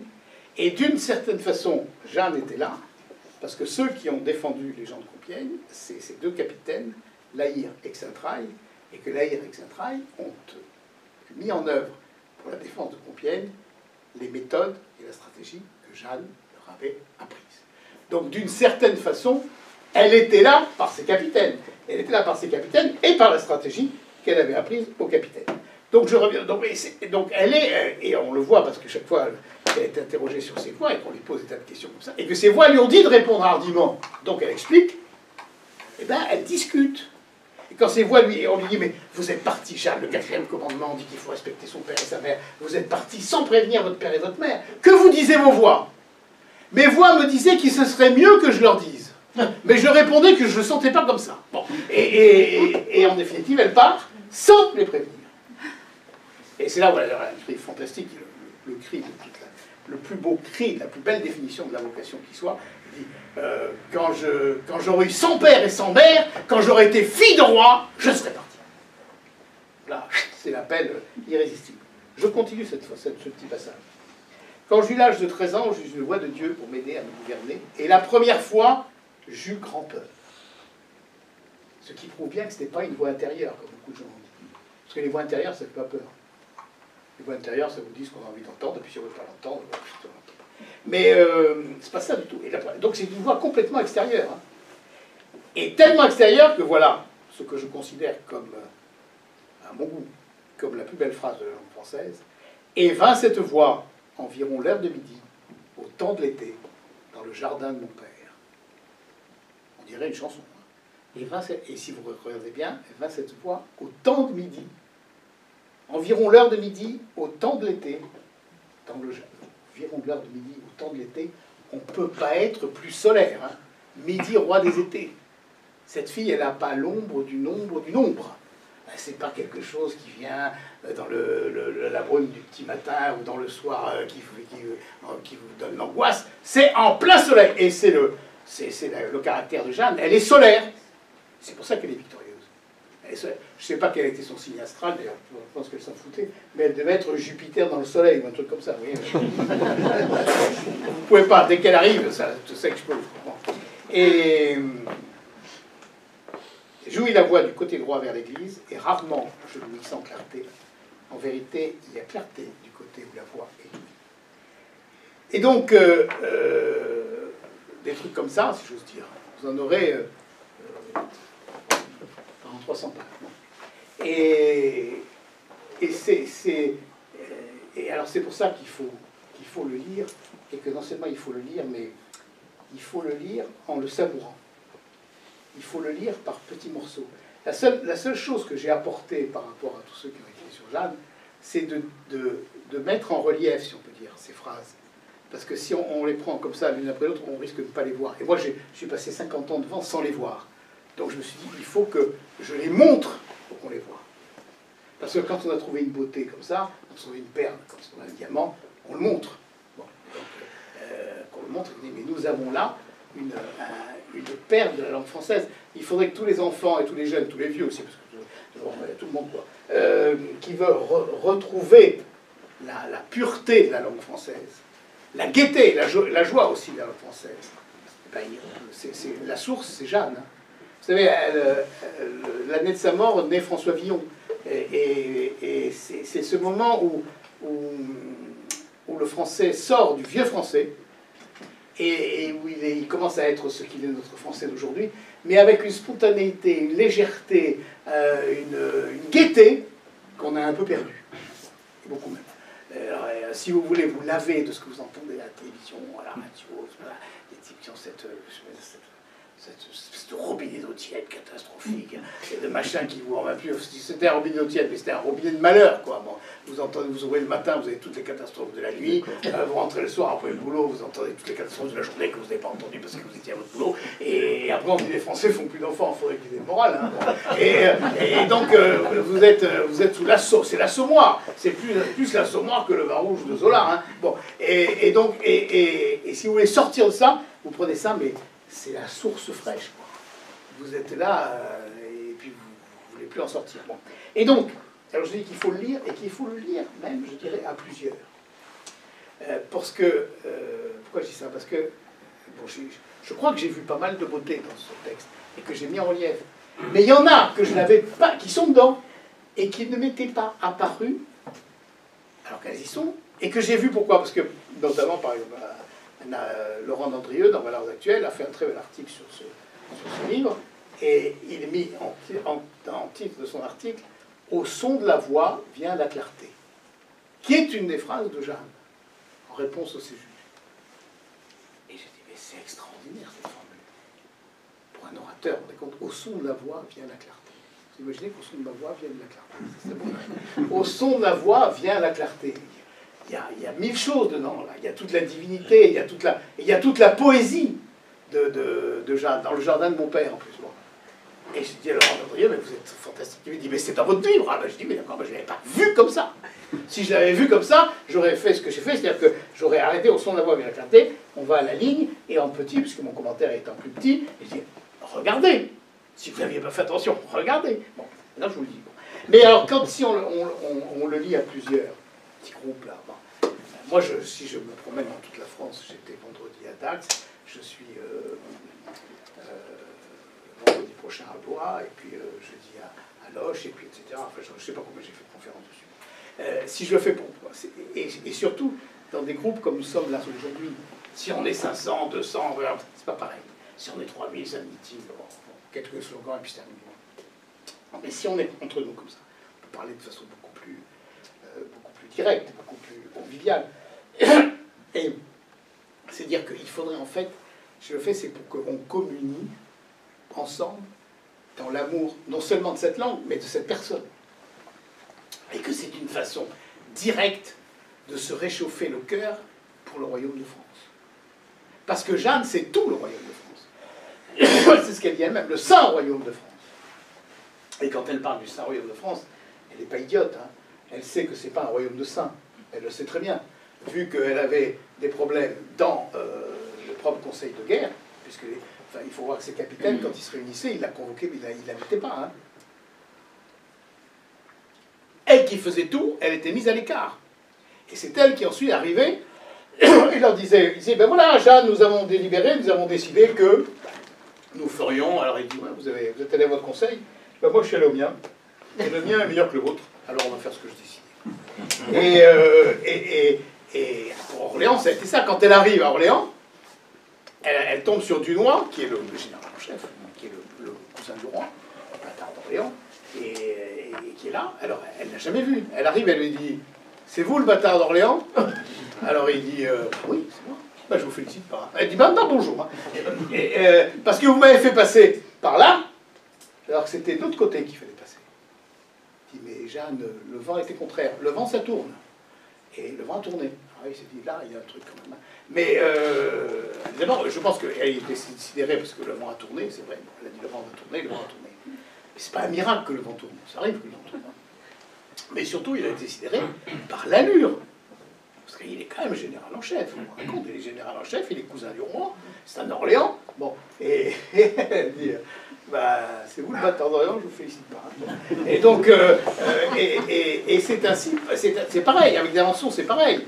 Au moment de la bataille de Patay, au début de la bataille de Patay, ils n'en peuvent plus. Parce qu'après Orléans, ils sont allés elle a dit, on nettoie la Loire. Bon, ils sont allés à Beaugency, ils ont pris Beaugency, une journée. Ensuite, ils sont allés à Jargeau, ils ont pris Jargeau. Ensuite, ils sont allés à Meung, ils ont pris Meung. 3 jours. 3 jours, 3 victoires. Et les 3 points forts des Anglais. Alors Jeanne, vous comprenez, ils sont installés comme ça. Ça va être très compliqué parce qu'ils tiennent tout. Alors, où est-ce qu'on se met? Au milieu. Je dis, mais au milieu, au milieu. Au milieu, et à la méthode napoléonienne. Au milieu, et je mets toutes mes forces sur le point le plus faible de l'adversaire, en chargeant le plus vite possible. Avec l'effet de surprise et de force. Massif. Crac. Et une fois que j'ai démoli le premier truc, et bien qu'est-ce que je fais? Alors, tous ils disent, bah, Jeanne, ça y est, on a gagné, repos. Non, pas repos, on va à l'autre. Bon. On fait le second, puis après on fait le troisième. Bon. Et alors au 4e, c'est la bataille de Patay, et là, d'Alençon, il dit, ah, Jeanne, on n'en peut plus. Quoi. Bon. Et surtout que les Anglais arrivent, et elle a dit, oui, il faut se dépêcher, parce qu'ils ont des renforts qui arrivent, nous savons, par nos services de renseignement, qu'ils ont des renforts qui arrivent, et ils sont déjà 4000. Si les renforts arrivent, ils sont 10 000, et nous on est 3000. Donc il faut se dépêcher. Et là-dessus, ça il faut le retenir, parce que c'est une leçon politique en même temps qu'une leçon militaire, là-dessus on lui dit, le connétable de Richemont arrive avec ses hommes. C'est pas mal, parce que ça double. Mais le connétable de Richemont, il était complètement fâché avec le roi, et avec d'Alençon. Et donc d'Alençon dit, très français, n'est-ce pas, on connaît ça. Jeanne, si Richemont vient avec ses hommes, moi je m'en vais. Classique. Classique. On peut dire ça aujourd'hui, à tout moment. La Gaule qui se précipite, l'éternel. Et Jeanne a cette réponse magnifique qu'il faut toujours se redire. Ce n'est pas l'heure de s'en aller, c'est l'heure de s'entendre. Donc il est un peu séché là, dans son, il est quand même général en chef. Hein. Et elle se tourne vers Richemont, elle lui dit, Connétable, vous n'êtes pas venu par moi, mais soyez le bienvenu. Et ils ont fait la bataille ensemble. Et donc à ce moment-là, elle se tourne vers D'Alençon et lui dit, mon beau duc, qu'est-ce que vous auriez de bons éperons? Il dit, pourquoi Jeanne, il va falloir fuir? Il dit, non, non, il va falloir courir très vite pour les rattraper. Et donc, elle les prend tous et elle charge sur les Anglais qui commençaient à mettre, vous savez, là, ils mettaient leurs petits trucs en terre, là, des petits pieux, de façon à ce que les cavaliers français butent contre là, tombent, et eux, l'infanterie anglaise, les achève à terre.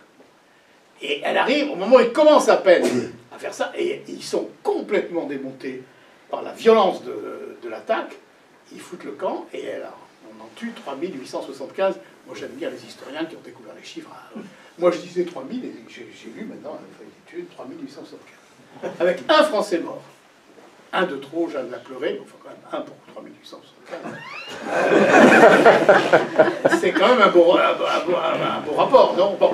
Et donc voilà, cette stratégie de l'offensive et de la rapidité et du mouvement qu'elle a développé, et du coup d'œil, qui est le génie, le fait des grands généraux, elle a le même coup d'œil, la même intuition et la même stratégie en matière judiciaire. Elle est tout le temps à l'offensive. Alors qu'elle est toute seule devant ses 60 et quelques, et elle est tout le temps à l'offensive. Dernier point pour vous dire comment cette offensive, ça pouvait payer. Parce que de temps en temps, on se dit, elle va gagner. C'est impossible. On sait la fin. En fait, pour l'éternité, elle a gagné, c'est sûr et certain. Mais là, dans le moment, on se dit, elle va peut-être gagner là. Et à un moment, il faut qu'on sache que quand elle arrive à Rouen, elle n'a personne pour elle. Rouen est entièrement aux mains des Anglais. Toute la population est gagnée à l'Angleterre, car tous ceux qui étaient contre l'Angleterre ont été liquidés, physiquement. Sur la place du Vieux Marché, où elle va être brûlée, ça on l'appelle la place du sang, parce que c'est là qu'a coulé le sang de tous ceux qui étaient pour les Français. Donc il ne reste plus rien. Donc elle n'a pas une personne pour elle. Anglais et amie des Anglais, bon, elle est toute seule.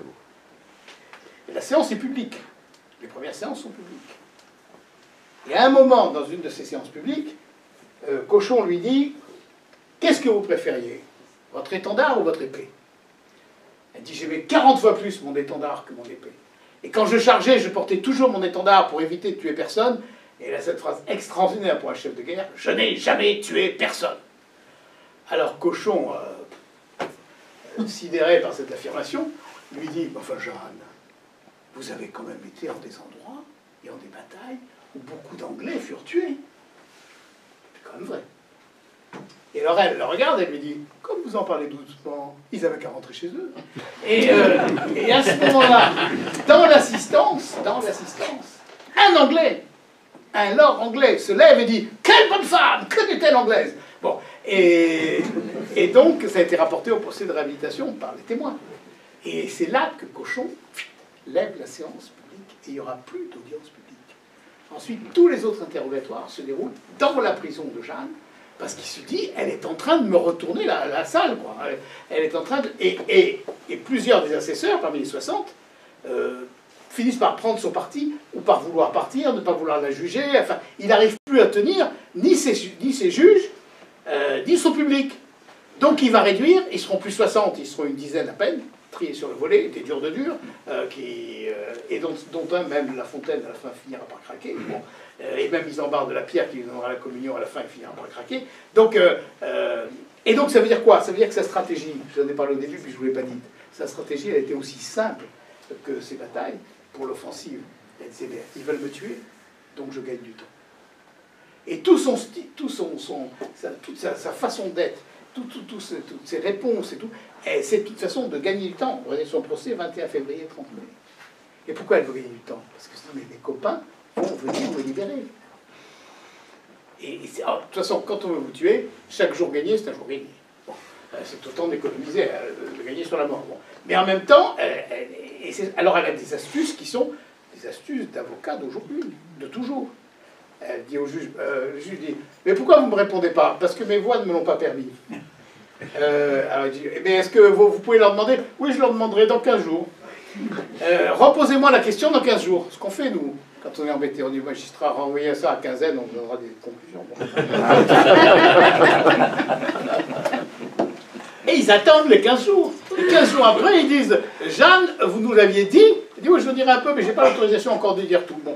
Et alors, à la fin, ils en ont marre, ils n'en peuvent plus. Apparemment, on se dit, ce cochon, il n'en peut plus, quoi, parce qu'il est là, et il dit, enfin, mais cette fille, alors elle parle avec des voix qui lui disent de faire ceci, puis pas cela, et puis on est suspendu à des conseils qui sont invisibles et qu'on ne maîtrise pas. Elle peut nous mener en bateau comme ça, et indéfiniment, ce qu'elle fait d'ailleurs. Bon. Et donc, par moments, on sent très bien qu'elle les promène, quoi. Et eux, ils sont là, on se dit, moi, en lisant, je me dis, attends, je lis un PV d'audience criminelle. Bon, c'est un vrai PV, c'est pas la merveilleuse histoire de la bergère de Don Rémy, c'est un vrai procès-verbal. Mais tout le monde a quitté le sol, là. Les juges, tout le monde est parti en l'air. Alors Saint-Michel, comment il était d'ailleurs, il y en a un qui lui dit, comment il était habillé? Elle dit, mais je ne vous dirai pas. Alors, parce qu'elle est quand même aussi, elle ne donne pas des perles à des pourceaux, c'est le cas de le dire. On ne va pas donner, enfin, c'est indécent, quoi, ces questions. Et alors souvent, il y en a qui me disent, était-il nu? Bon, mais croyez-vous que Dieu n'ait pas de quoi le vêtir? Et l'autre, avait-il des cheveux? Pourquoi lui aurait-on coupé? Et donc, on a, je veux dire, c'est des pièces de théâtre, il avait raison, Jean-Pierre, ce sont des pièces de théâtre. Donc j'ai mis ça en vedette, si on peut dire, pour que ça ne vous échappe pas, quoi. Comme ça avait pu échapper, comme ça m'avait échappé, enfin, on avait vu certains, mais on en connaît certains. Êtes-vous en état de Jeanne, êtes-vous en état de grâce? Si je n'y suis, Dieu m'y mette, si j'y suis, Dieu m'y garde. Et là, les greffiers notent silence chez les juges. Et les greffiers aussi, qui se passionnaient, il y a 4 greffiers, 2 en latin, 2 en français. Parce qu'elle a été interrogée en français, mais ils faisaient la traduction simultanée, parce que la langue officielle de la procédure, c'est le latin.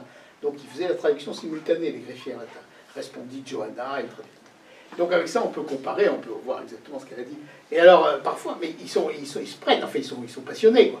Alors ils répondent responsia, superbe. Superbe, c'est-à-dire orgueilleuse, hein, aussi, souvent. Responsia, mortifère. Parce qu'à un moment, ces juges, ils sont tous bourguignons. Les bourguignons, c'était les Français qui étaient alliés aux Anglais. Ils sont tous bourguignons, ils sont tous des juges de ce parti. Et donc, il y en a un qui me dit, Jeanne, dans votre village, il y avait des bourguignons. Elle dit, il y en avait un. Et j'aurais bien voulu qu'il eût la tête coupée. Là, l'avocat aurait dit, non, là, Jeanne, franchement, c'est pas à dire, quoi. Et alors ils vont vous la couper la tête, enfin ils vous favorisent. Donc donc vous y trouverez, dans cette tragédie incroyable, vous y trouverez de quoi rire, de quoi sourire. Et parfois on sent maintenant que non seulement elle sourit, mais elle rit vraiment. Enfin, je dirais, Brasiac disait elle leur tire la langue, mais je pense qu'à un certain moment elle leur tire carrément la langue, même physiquement. Parce qu'ils restent séchés, scotchés, ils ne savent plus que dire. Et les greffiers notent, silence ou leur murmure embêté dans la salle, les cochons lèvent l'audience. Donc voilà, c'est ce combat. Alors sur le plan politique, c'est tellement simple, tellement simple.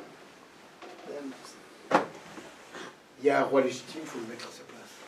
Puis c'est tout. Et lorsqu'elle a fait toutes ces victoires là, et qu'elle a écrasé les Anglais, et après Patay, le 18 juin, Patay, vous savez, Patay c'est le 18 juin, il faut fêter le 18 juin, c'est la victoire de Patay. Et à ce moment-là, tous les chefs, tous les capitaines et tous les membres du Conseil du Roi disent, ça y est, Jeanne, maintenant, ils sont écrasés, on fonce à la mer, on les repousse tous, on reprend la Normandie, on les repousse tous à la mer. Et Jeanne dit non, on va à Reims. Mais Reims est aux Anglais, Auxerre est aux Anglais, Troyes est aux Anglais. Alors il faut reprendre tout ça, alors que là on pourrait les couper de leur base, et stratégiquement parlant, c'est ce qu'il faut faire. Il dit non, il faut aller à Reims. Parce qu'il faut rétablir le roi tout de suite. Il faut le faire sacrer tout de suite. Et en le faisant sacrer tout de suite, on gagne infiniment plus que 10 batailles ou que 100 batailles. Et Charles VII, il ne sait pas trop. Il a tous ses conseillers, tous ses chefs qui lui disent qu'il faut faire ça, et Jeanne qui lui dit qu'il faut aller à Reims. Et là, il se passe une scène extraordinaire, le 21 juin, à l'heure du déjeuner, à Saint-Benoît-sur-Loire. Ils sont à Saint-Benoît-sur-Loire, mais 3 jours après Vété. Il y a un grand déjeuner, il y a une messe d'action de grâce pour toutes ces victoires, puis il y a un grand déjeuner, et Jeanne est à droite du roi, et le roi dit à Jeanne, Jeanne, je vous dois tout, je vous dois tout. J'étais plus rien, j'étais dans la dernière misère, et maintenant je suis un roi victorieux, je vous dois tout. Qu'est-ce que vous voulez que je vous donne pour vous remercier? Et Jeanne lui dit, sire, donnez-moi votre royaume. Alors il est un peu embêté maintenant. Et il a promis. C'est comme Hérode avec la fille de sa femme. Il dit Jeanne, je vous donne mon royaume. Et Jeanne appelle 4 notaires qui sont au bout des tables, disent venez, notez. Charles donne le royaume à Jeanne. Signé. Charles signe. Et Jeanne signe. Elle le regarde, elle éclate de rire, elle dit voilà le plus pauvre chevalier de toute la chrétienté, il n'a plus rien. Rire gêné dans l'assistance. Et puis elle rappelle les notaires et elle dit notez. Jeanne donne le royaume à Jésus-Christ. Jésus-Christ rend le royaume à Charles. Et à partir de là, Charles a dit d'accord, Jeanne, on va à Reims. C'était sa méthode de diplomatie, si on peut dire. Mais qui consistait à lui dire mais sire, vous êtes ce qu'elle dit, vous êtes le lieutenant du roi des cieux. Vous n'êtes que le lieutenant du roi des cieux. Le vrai roi de France, c'est Jésus-Christ. Et vous êtes le lieutenant. Donc il faut d'abord vous installer dans la position de lieutenant du roi des cieux. Et après, ma mission sera quasiment terminée. C'est pour ça qu'à Reims, elle se met à genoux en terre. Elle dit or est accompli le plaisir de Dieu qui voulait que vous fussiez couronné roi à Reims. Sacré roi à Reims. Et là, elle a gagné. Et là, c'est la victoire. Et la victoire, c'est une victoire politique. Car ce grand chef militaire, ce bel animal judiciaire, si on peut dire, comme on dit dans le jargon d'avocat, c'est aussi un grand chef politique. Parce qu'elle a une vision extraordinairement simple, tant qu'on n'a pas rétabli l'autorité de l'État. Il faudrait qu'il y ait, comme disait un personnage que je n'aime pas beaucoup, mais qui parfois a quand même de bonnes formules, quand on parlait sous la 4e République du chef de l'État, ce personnage qui a fondé la 5e République disait il faudrait qu'il y ait un chef et un État. Et donc, et aujourd'hui, il faudrait qu'il y ait un État et un chef. Tout le reste, je ne sais pas si c'est comme moi, mais tout le monde bavarde, en disant oui, mais qu'est-ce qui se passera demain, qu'est-ce qui se passera, etc. Qui on va élire, Mais il n'y a plus d'État. Il n'y a plus d'État. Et aucun d'ailleurs, en plus, n'a la stature d'un chef. Donc c'est n'importe quoi. Donc qu'est-ce qu'il faut? Il faut revenir à des choses très simples. Il faut le saint et noble royaume de France. On va dire oui, mais c'est pas possible. On peut pas, parce que... On peut pas pourquoi? Est-ce que vous croyez que en février 1429, quand on avait perdu la bataille des harengs et qu'il n'y avait plus rien pour ravitailler Orléans et qu'on disait que le roi allait chercher son pain à l'hôpital, que quelqu'un pensait que 18 mois après, il serait le roi victorieux? Et comme disait Jeanne à ses troupes, à chaque fois qu'elle s'est citée, vous ne croyez pas, on ne croit pas assez à la force d'âme. Et donc, moi, je pense que je ne dis pas qu'on va établir en 18 mois. Mais pourquoi pas? Mais pourquoi pas? Mais en tout cas, si nous sommes, c'est pour ça que je suis heureux de vous le dire à quelques-uns, si nous sommes quelques-uns à vraiment nous nourrir, mais en profondeur, c'est le roi.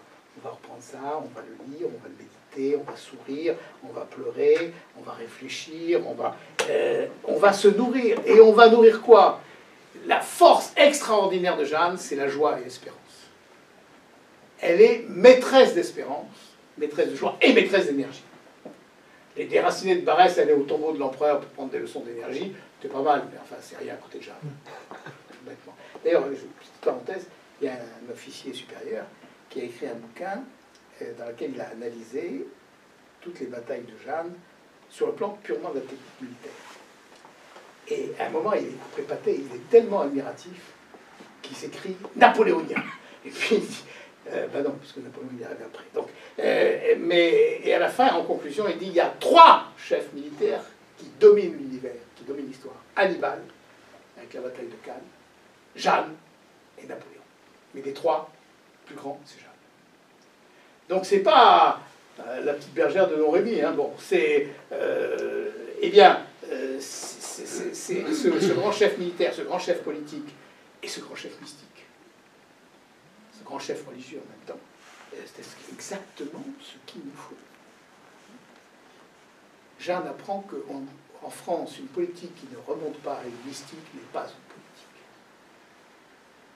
Mais qu'en même temps, elle est extraordinairement religieuse. Il n'y a pas plus religieux. Elle est en relation religieuse au sens fort du terme. Elle est en relation directe avec les puissances du ciel, avec les personnes du ciel. Et en même temps, elle est totalement laïque. Absolument laïque. Il n'y a pas plus laïque. Moi je dis c'est la perfection de la laïcité. Elle n'a pas l'ombre d'une cléricature. Moi, même un avocat, on est un clerc. J'ai une robe, pas ici, bon. Mais les magistrats sont des clercs, les journalistes sont des clercs, les professeurs sont des clercs. Ce sont des gens qui vivent, tous ceux qui vivent de leur intelligence, de leur plume, et qui ne vivent pas de leurs mains, sont des clercs, d'une façon ou d'une autre. Il y a les clercs religieux, puis les clercs laïcs. Jeanne, elle est paysanne et soldat. Les paysans et les soldats, ce sont les vrais laïcs.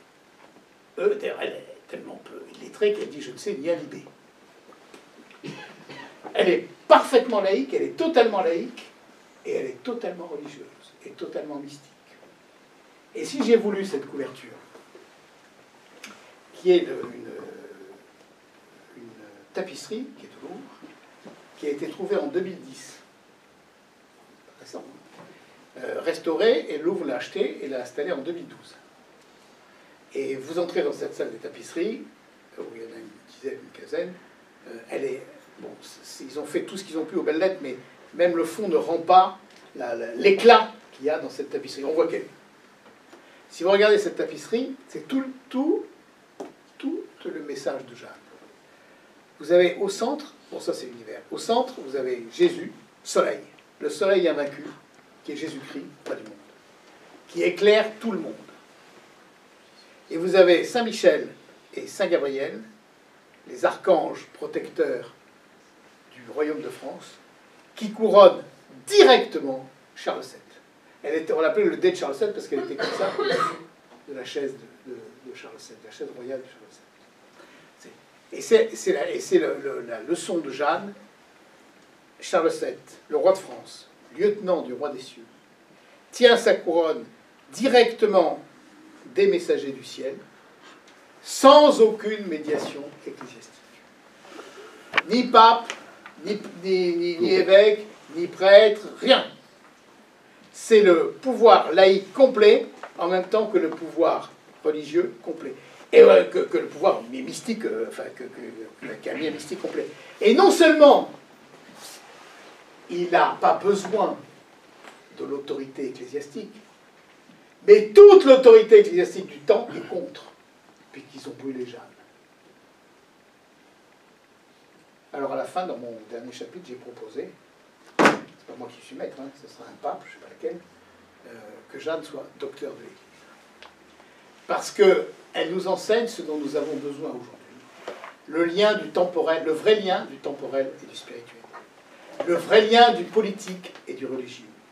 Le vrai rôle du laïc, qui n'est pas d'être le sous-fifre du curé, mais qui est de prendre le pouvoir à l'intérieur du pays et d'exercer un véritable acte, une véritable action politique, sans demander la moindre chose à quelque curé que ce soit, quel qu'il fût. Bon. Et en même temps, c'est au nom de Dieu. Et dans un monde où le religieux revient sous une forme effroyablement caricaturale, mais en tout cas il revient. Et si nous on est là à dire « Ah non, mais là on peut pas, on n'a pas le droit d'en parler, etc. » Ben, c'est pas possible. C'est la plénitude de l'affirmation catholique avec une liberté absolue vis-à-vis de tout ce qui est clérical. Et c'est en même temps le royaume de France. C'est même la mission du royaume de France dans l'histoire. Dans une des conférences que j'ai faites, là, j'ai vu arriver, c'était au Salon du barreau de Paris, là, c'était les avocats qui avaient organisé ça, comme c'était la campagne du bâtonnat, ils étaient tous venus, pas tellement pour moi, mais parce qu'il fallait se montrer, enfin bref, il y avait beaucoup de monde, quoi. Et je vois arriver, beaucoup de monde sceptique, et je vois arriver un de mes cousins qui est un garçon très intelligent et donc très sceptique, et qui a fait une très belle carrière, donc sceptique. Bon. Et qui, je lui dis, mais qu'est-ce que tu fous là? Il me dit, mais je suis venu t'entendre parce que j'aimerais que tu me dises et que tu m'expliques pourquoi Dieu était pour les Français et contre les Anglais. Je lui dis, bah écoute, à la fin, t'auras pas plus compris qu'avant, parce que ce qui fait le centre même de Jeanne, c'est le mystère. Et quelques jours auparavant, la première conférence que j'ai faite, c'était dans une librairie du 14e arrondissement de Paris, une librairie qui s'appelle Tropique, et le patron de la librairie m'avait envoyé un mail. Monsieur, maître, accepteriez-vous de venir parler dans ma librairie de votre livre? Je suis un libraire hegeliano-marxiste. Alors je lui ai répondu, je viendrai volontiers. Je ne savais pas qu'il existait des hegeliano-marxistes encore. Il m'a répondu, l'encore est de trop, mais je vous attends. Donc je suis allé, et alors on était beaucoup moins nombreux qu'on est là aujourd'hui. Il y avait une dizaine de personnes, une douzaine de personnes. Et il commence en disant, un gaillard comme ça, là, commence à... Bon, alors, il y en a qui se demandent pourquoi j'ai invité Maître Trémollet de Villers, qui n'est pas franchement de mon bord, sur Jeanne d'Arc, bon, qui n'est pas franchement, apparemment, notre tasse de thé, quoi. Mais, je dirais seulement deux choses. Comme disait le camarade Vladimir Ilyich Lénine, les faits sont têtus. Et comme disait mon maître Hegel, ce qui compte en histoire, ce sont les faits transcendants. Maître, vous avez la parole. Alors j'ai dit, bah, Jeanne est un fait transcendantal. Enfin bon, alors je raconte le truc comme je l'ai raconté là. Et il y a un monsieur, comme un témoin nombreux, ça c'était plus une conversation qu'une conférence. Et donc il y a un monsieur qui était à côté de moi là, qui me dit, maître, enfin, excusez-moi, mais vous n'êtes pas un perdreau de l'année. Je dis non, ça, je ne suis pas un perdreau de l'année. Vous avez quand même une expérience, quoi. Vous avez vu beaucoup de choses dans votre vie, comme tout le monde, et en plus dans votre vie d'avocat, vous avez dit au revoir. Oui, bien sûr, oui, alors. Et vous y croyez, vous, à ces voix, là, à ces anges qui arrivent, à ces saintes. Enfin, non, mais franchement, honnêtement, sérieusement, là, entre nous, là, entre hommes, là, vous y croyez? Et moi, je commençais à préparer ma réponse, et il y a le patron qui dit, je t'ai dit un fait transcendantal, autant dire un mystère. Et le principe du mystère, c'est que c'est mystérieux. Et si tu demandes à un maître d'expliquer le mystère, mais il n'y a plus de mystère. Alors, c'est un mystère. Et ben, il faut reprendre le sens du mystère en politique. Et le mystère des mystères, je dis à mon cousin, là, le mystère des mystères, c'est pas tellement que les dieux aient préféré les Français aux Anglais. C'est qu'au moment où dans l'Église, il y a 3 papes, c'est quand même son Église. Il envoie Saint-Michel, Sainte-Catherine et Sainte-Marguerite. Il ne les envoie pas au Vatican. Il ne les envoie pas au concile. Il ne les envoie pas aux évêques pour leur dire voilà le vrai pape qu'il faut suivre. Il va les envoyer à une jeune fille de Don Rémy en lui disant tu vas rétablir le royaume de France. Et il fait un choix politique pour Charles VII contre le roi de France et d'Angleterre. Là, il pulvérise Maastricht, l'Union européenne, et il met la République en même temps, et il met le roi de France, il rétablit le roi de France là, comme ça. Suffocant, non? Et vous verrez dans le dossier, parce que pour moi c'est un dossier, vous verrez dans le dossier qu'à un moment, les juges, justement, d'ailleurs, Cochon dit à Jeanne, mais Jeanne, il y a une lettre. Parce qu'ils avaient quand même un certain dossier, ils avaient les lettres de Jeanne. Ils avaient certaines lettres. Vous avez eu le comte d'Armagnac, deuxième personnage du royaume.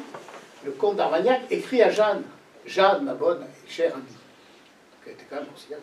Jeanne, ma bonne et chère amie, et il lui dit, voilà, j'ai un tourment de conscience. Il y a 3 papes. Martin V, Célestin machin, etc. Et tout. Benoît XIV, bon. Lequel des 3 papes faut-il obéir? Qui faut-il reconnaître?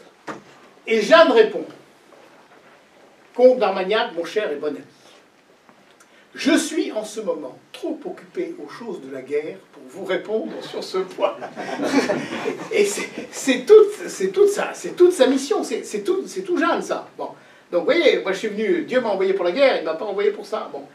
Et à la fin, elle dit à Cochon, quand j'ai dicté cette lettre, je trouve ça merveilleux, j'étais en train de monter à cheval.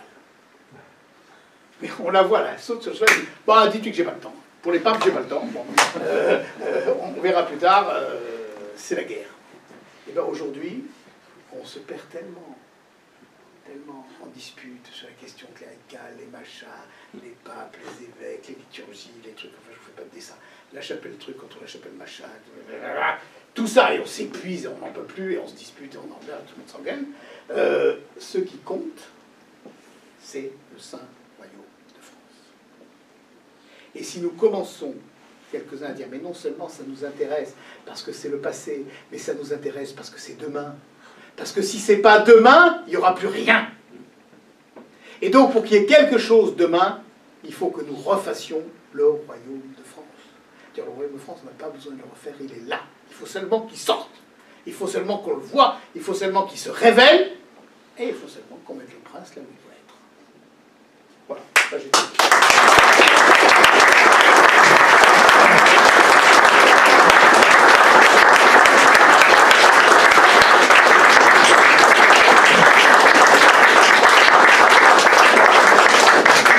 Merci maître, merci.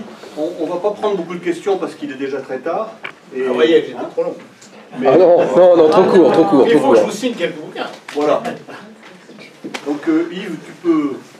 Vous voulez les signer ici peut-être? Ben, où vous voulez.